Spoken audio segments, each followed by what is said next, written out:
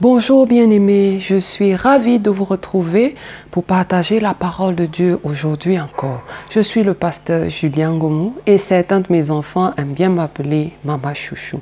Aujourd'hui, nous allons nous entretenir sur une conversation que le Seigneur Jésus avait eue avec l'apôtre Pierre dans Jean chapitre 6, versets 68 et 69. Alors, nous allons lire la réponse de l'apôtre Pierre. Simon-Pierre lui répondit, « Seigneur, à qui irions-nous? Tu as les paroles de la vie éternelle. Et nous avons cru et nous avons connu que tu es le Christ, le Saint de Dieu. » Alléluia.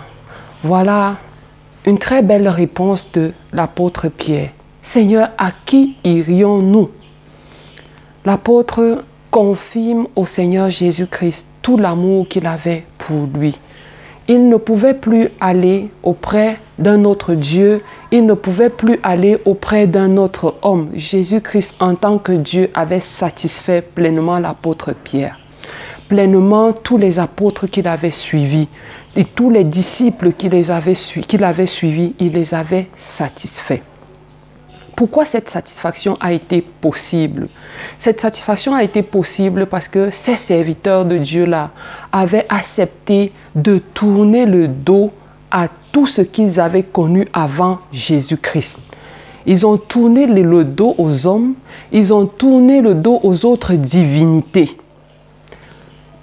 Aujourd'hui, le problème qui se pose avec la foi que nous entretenons, la relation que nous entretenons avec Dieu, c'est que parfois nous venons à lui, mais sans accepter de tout laisser. Et dans nos cœurs, nous entretenons des relations avec d'autres divinités et nous entretenons des relations avec d'autres personnes qui restent des amours réels pour nous et qui viennent concurrencer l'amour que nous devons avoir avec notre Seigneur Jésus-Christ. Ici, nous avons l'exemple des apôtres qui avaient aimé en tournant le dos à toutes choses. C'est une invitation aussi que le Seigneur nous lance à travers sa parole aujourd'hui à pouvoir l'aimer. L'aimer bien plus que les autres dieux. Dans notre contexte d'Africains, nous avons d'autres dieux que nous prions souvent. Parfois nous prions nos ancêtres. Parfois nous prions des arbres. Nous avons beaucoup d'autres divinités. Mais lorsque nous venons à Jésus, est-ce que nous pouvons dire avec l'apôtre Pierre, nous avons tout quitté, à qui d'autre? À qui d'autre veut signifier que pour eux, il n'y avait que Jésus-Christ. Et pour un chrétien normal, il ne devrait y avoir que Jésus-Christ. Il serait difficile de dire qu'on est chrétien et d'entretenir la relation à la fois avec Jésus, avec les marabouts, avec le culte des crânes, avec beaucoup d'autres choses que nous cachons soigneusement au fond de nous. Le Seigneur nous lance cette invitation aujourd'hui, comme à ces apôtres-là. Est-ce que nous serons capables de tout quitter pour nous mettre avec le Seigneur? Et pourquoi ces disciples ont tout quitté? Parce qu'ils ont goûté la parole de vie. Il dit au Seigneur, tu as les paroles de la vie éternelle. Les paroles de vie de Jésus avaient bouleversé l'apôtre Pierre. Les paroles de vie de Jésus avaient gagné, conquis son cœur, de même qu'elles ont aussi conquis le cœur de la femme samaritaine, par exemple, ou encore le cœur de Zachée, par exemple, qui a aussi tout quitté lorsqu'il a entendu les paroles de vie éternelle que Jésus-Christ libérait. Alors, bien aimé, il y a plusieurs manières d'écouter. On peut écouter Jésus sans croire en lui.